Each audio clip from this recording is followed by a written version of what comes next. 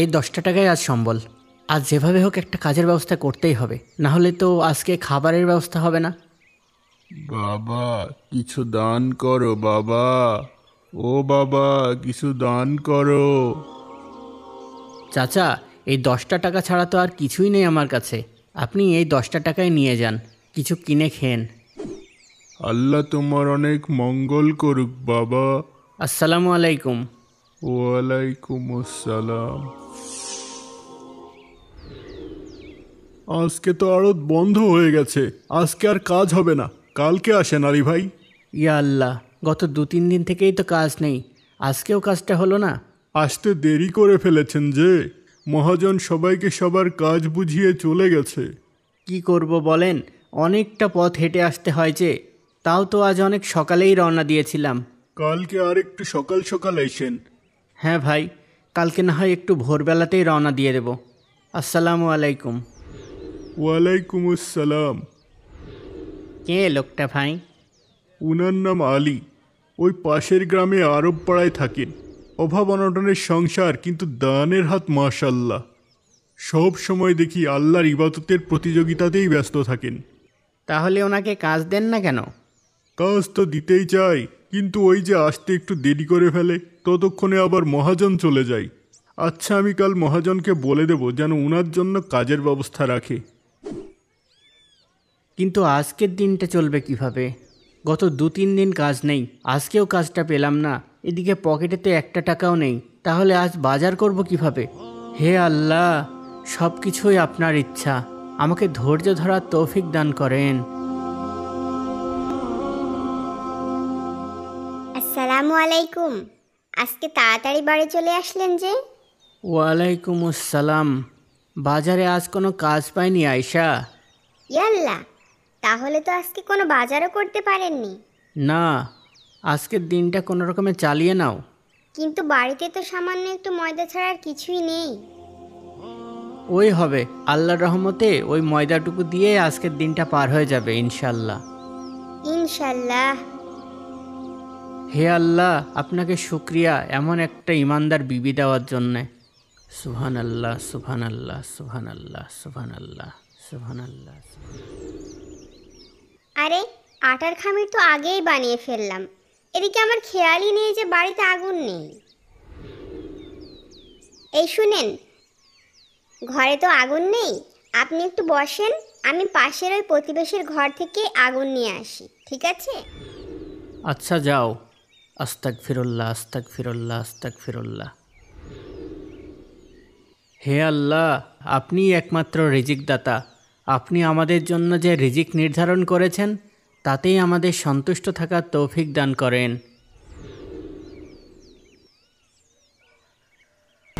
মাগো, আমাকে কিছু খাবার দেন মা। সুবহানাল্লাহ, সুবহানাল্লাহ। আসসালামু আলাইকুম চাচা। ওয়ালাইকুম আসসালাম বাবা, আমাকে কিছু খাবার দাও বাবা। খাবার? আচ্ছা দাঁড়ান, আপনি একটু অপেক্ষা করেন, আমি ভিতরে দেখি কিছু আছে কিনা। ঠিক আছে বাবা। কি দেব? ঘরে তো দেওয়ার মতো কিছুই নেই।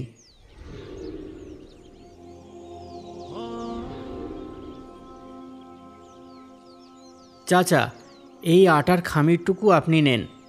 আপনাকে দেওয়ার মতো ঘরে আর কোনো খাবার নেই, থাকলে আপনাকে এই কষ্টটুকুও দিতাম না। আপনি এই আটার খামিরটা নিয়ে রুটি বানিয়ে খেয়ে নিয়েন, কেমন? আচ্ছা বাবা, আল্লাহ তোমার মঙ্গল করুক। আসসালামু আলাইকুম। ওয়ালাইকুম আসসালাম। হে মহান রব, আমার সমস্ত কাজই আপনার সন্তুষ্টির জন্য। আসসালামু আলাইকুম। ওয়ালাইকুম আসসালাম আয়েশা। বাইরে দাঁড়িয়ে আছেন যে, কোনো সমস্যা হয়নি তো আপনার? না না, কোনো সমস্যা হয়নি। পাশের বাসায়ও আগুন ছিল না, তাই আর এক প্রতিবেশীর ঘর থেকে আগুন আনতে একটু দেরি হয়ে গেল। চলেন ভিতরে চলেন, এক্ষুনি আপনাকে রুটি বানিয়ে দিচ্ছি। আরে, আটার খামিরটা দেখছি না তো। এখানেই তো রেখে গিয়েছিলাম, খামিটা আবার কোথায় গেল? এখানে যে খামিটা রেখে গেলাম, খামিটা কোথায়? কি হলো বলছেন না যে? আমার এক বন্ধু এসেছিল, আমাদের জন্য যেন রুটি বানিয়ে দেয়, এজন্য তার হাতে আটার খামিরটা দিয়ে দিয়েছি। কি? কোন বন্ধুকে দিয়েছেন? আছে এক বন্ধু। এমন কোন বন্ধু আছে আপনার যে আটার খামি নিয়ে গিয়ে আপনাকে রুটি বানিয়ে পাঠাবে? আছে আছে, এটা আমার অনেক কাছের বন্ধু। কাছের বন্ধু? কতক্ষণ আগে দিয়েছেন বলেন তো? এই তো তুমি যাওয়ার একটু পরেই। কখন আসবে সে? এই তো রুটি বানানো হয়ে গেলেই আসবে। আচ্ছা ঠিক আছে। সুবহানাল্লাহ, সুবহানাল্লাহ, সুবহানাল্লাহ, সুবহানাল্লাহ, সুবহানাল্লাহ, সুবহানাল্লাহ। কি ব্যাপার, অনেকক্ষণ তো হয়ে গেল, কই কেউ তো রুটি নিয়ে আসছে না? আসবে আসবে। সত্যি করে বলেন তো, আপনি আটার খামিটা কাউকে দান করে দিয়েছেন তাই না? আমি খুব ভালো বন্ধুকে দিয়েছি খামিরটা, তুমি কোনো চিন্তা করো না আয়শা, সে নিশ্চয়ই রুটি বানিয়েই পাঠিয়ে দেবে। আপনার কথা কেমন ঘোলাটে লাগছে। নিশ্চয় আপনি আটার খামিটা কাউকে দান করে দিয়েছেন। আরে আল্লাহর বান্দা, অন্তত একটা রুটি বানানোর মতো আটাও তো রেখে দিতে পারতেন, তাহলে ওইটুকুই না হয় দুজন মিলে ভাগ করে খেয়ে নিতে পারতাম। বললাম তো তুমি কোনো চিন্তা করো না, আমি খুবই ভালো বন্ধুকে খামিরটা দিয়েছি, সে নিশ্চয় আমাদের না খাইয়ে রাখবে না। বুঝলাম না আপনার কথা। বুঝলে না? না। না বোঝার কি আছে এখানে? আরে আল্লাহর বান্দি, আমি এমন এক বন্ধুকে দিয়েছি যিনি কেবল নিতে জানেন না, দিতেও জানেন। আর শুধু দিতে জানেন বললে ভুল হবে, বরং বলতে হবে তিনি আরও উত্তম রূপে দিতে জানেন। এবার তো ব্যাপারটা আরো জটিল করে দিলেন, আমার তো কিছুতেই বুঝে আসছে না। থাক থাক, এখন আর আমার কিছুই বলার দরকার নেই, একটু অপেক্ষা করো, তখন নিজেই সব কিছু পরিষ্কার বুঝতে পারবে। আচ্ছা ঠিক আছে, দেখি আপনার কোন বন্ধু রুটি বানিয়ে পাঠাই।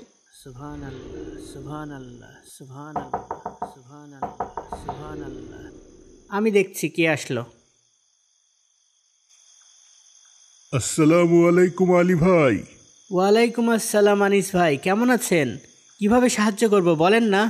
আজকে মেয়েটা শ্বশুরবাড়ি থেকে বাড়িতে এসেছে, তাই বাড়িতে কিছু ভালো মন্দ রান্না হয়েছে, তাই তো আমার বিবি প্রতিবেশীর হক আদায় করতে পাঠালো। এই এক পাত্র গোশত আর এই এক ঝুড়ি রুটি হাদিয়া এনেছি, মেহেরবানি করে কবুল করুন ভাই।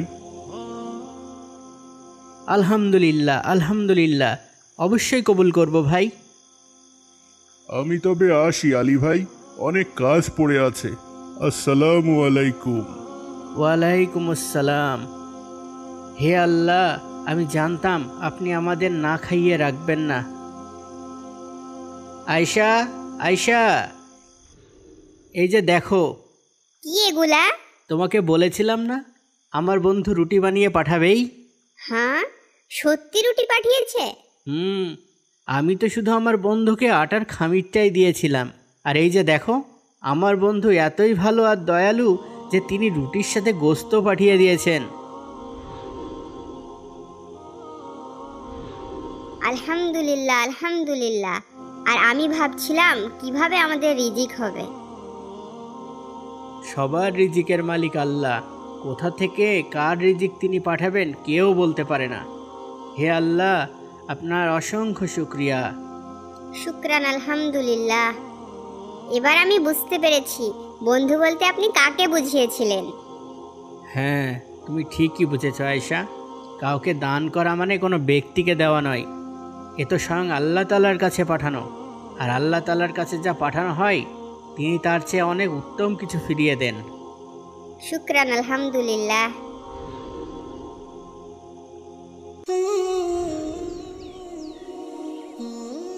কি আলী ভাইয়ের বউ, আজ কি রান্না করলা? কি আর করবো বোন, ওই রোজ যা করি, ডাল ভাত আর সবজি।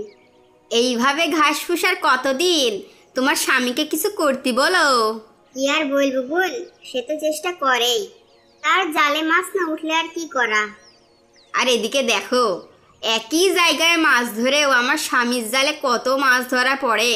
ও আজও আমার জন্য নতুন কাপড় কিনে এনেছে। সেটা তো দেখতেই পাচ্ছি। আর এই যে এই গয়নাগুলাও গতকালই এনেছে, খাঁটি সোনার 22 ক্যারেট। তোমারই তো কপাল গো বোন, প্রতিদিন নতুন নতুন কাপড়, দামি দামি গয়না পরো। ভাগ্যিস আমার কপালেও এমন থাকতো। তোমার কপালও এমন হবে।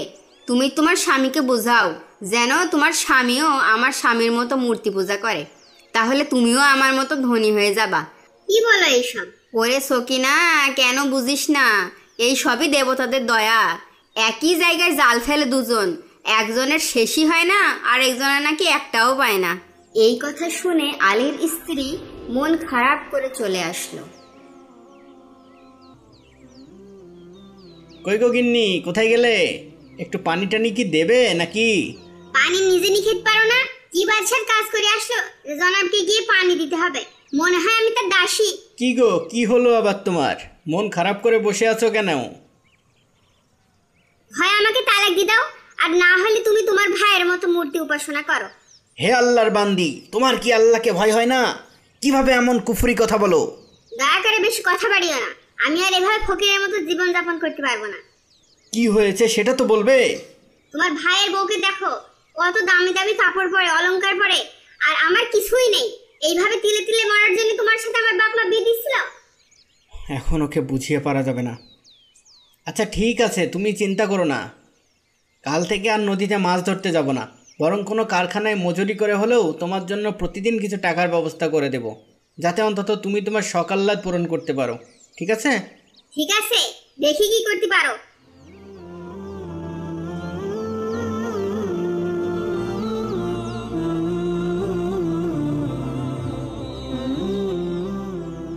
ভাই, একটা কাজ হবে?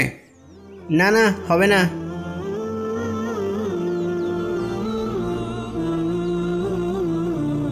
ভাই, একটা কাজ দেবেন? না, নেই।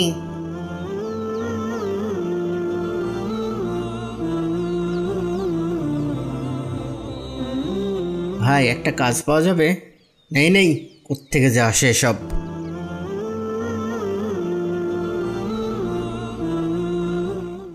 সারাদিন এদিক ওদিক তো অনেক ঘুরলাম, কতজনের কাছে গেলাম একটা কাজের জন্য। অন্তত একটা কাজ পেলেও তো বউয়ের কথা শোনা লাগতো না। এখন আমি কি করি? না হতাশ হয়েও তো পারছি না। আমি বরং এখানে নামাজে দাঁড়াই, মাগরিব পর্যন্ত আল্লাহকে ডাকি। নিশ্চয়ই আল্লাহ আমার কান্নাকাটিতে সাড়া দেবে। তারপর না হয় রাতে বাড়িতে গিয়ে একটু বউকে মিথ্যা কথাই বলবো আজ। আল্লাহু আকবার।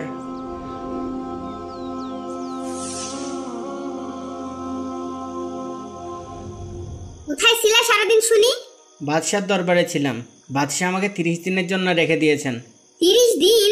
হ্যাঁ, আর বেতনও একবারেই 30 দিন পরেই দেবে। কত বেতন দেবে বাদশাহী কাজের বিনিময়ে? আমার বাদশাহ বড়ই মেহেরবান, ওনার কাছে কোনো জিনিসের অভাব নেই। আমি যা চাইবো উনি তাই আমাকে দেবেন। তারপর প্রতিদিন আলী সেই নদীর তীরে এসে আল্লাহর ধ্যানে মগ্ন থাকত, আর রাত হলে বাড়ি ফিরে যেতেন। এভাবে এক এক করে 29টি দিন পার হয়ে যায়। এভাবে আজ চালানো যায় না। তুমি যদি কাল সকালে আমার হাতে কাজের মজুরি না দিতে পারো, তাহলে কালই আমাকে তালাক দিয়ে দিবা, মনে থাকে যেন। ইয়া আল্লাহ, এখন আমি কি করি? আমি তো অনেক চিন্তায় পড়ে গেলাম।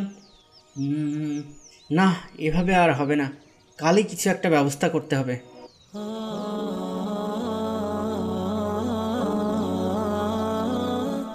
হে আল্লাহ, আমাকে ক্ষমা করো। আজ এই বেধর্মীর কাছেই সাহায্য চেয়ে দেখি কোনো কাজ জোটাতে পারি কিনা। বেড়া মুসলমান, কি চাস সেখানে? আপনার এখানে কাজ করতে চাই, আপনি কি আমাকে কাজে নেবেন? কি কাজ পারিস, হ্যাঁ, যে কাজে নেব?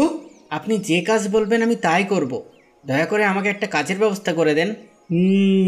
আচ্ছা, যা, তোর কাজের ব্যবস্থা হবে। তবে এখানে কিন্তু কোনো খাওয়া দাওয়া পাবি না, শুধু কাজ করবি। যদি এই শর্তে রাজি থাকিস তবে কাজ পাবি। আমি রাজি, আমি রাজি। যেভাবে হোক আমার একটা কাজ দরকার। দিনে খাওয়ার পরিবর্তে না হয় রোজা রাখবো। আচ্ছা, যা ভিতরে। আর এদিকে একটি অপরিচিত ব্যক্তি তার খোঁজে তার বাড়িতে যায়। কেউ বাড়িতে আছেন? কে? আমি বাদশার কাছ থেকে আসছি। কাকে চান? আলী সাহেব কি বাড়িতে আছেন? না, আমি তার স্ত্রী। কোনো দরকার থাকলে আমাকে বলতে পারেন। আমাকে বাদশাহ পাঠিয়েছেন। এই নিন আপনার স্বামীর মজুরি 29টি স্বর্ণ মুদ্রা। আপনার স্বামী 29 দিন বাদশার কাছে কাজ করেছে, এরপর বাদশার কাজ ছেড়ে দেয়। যদি 30 দিন কাজ করতে পারতো তাহলে অনেক ভালো হতো আপনার স্বামীর, কিন্তু আফসোস সে অন্য এক ইহুদির কাছে গিয়ে কাজ করছে। তারপর এই 29টি স্বর্ণমুদ্রা লোকটি তার স্ত্রীকে দিয়ে চলে গেল। আলীর স্ত্রী তখন সেখান থেকে একটি স্বর্ণমুদ্রা বাজারে নিয়ে গিয়ে বিক্রি করলো, আর তার বিনিময়ে তার স্ত্রী 1000 দিনার পেল। এতে সে অনেক খুশি হলো। আজ তুমি কোথায় ছিলে? একটা ইহুদির কাছে কাজ নিয়েছি। কেন? তুমি বাদশার কাছে অন্যের কাজ কেন করতে গেছো? কেন, কি হয়েছে? তুমি 29 দিন বাদশার কাজ করেছো, তাই বাদশা তোমার 29 দিনের মজুরি পাঠিয়ে দিয়েছে। কি বলো? হ্যাঁ, আর তুমি যে আজ কাজে যাওনি তার জন্য আফসোসও জানিয়েছে। বলেছে 30 দিন কাজ করলে তোমার জন্য অনেক ভালো হতো। ইয়াল্লাহ, এ আমি কি করলাম? এই কি হলো জ্ঞান হারালে নাকি? কথা বলো। হায় আফসোস, আমি সারা জাহানের বাদশার কাছ থেকে নিজেকে বঞ্চিত করে ফেললাম। ও মাবুদ, আমাকে ক্ষমা করে দাও, আমি অন্যায় করে ফেলেছি। লা ইলাহা ইল্লা আনতা সুবহানাকা ইন্নী কুনতু মিনাজ জালিমিন।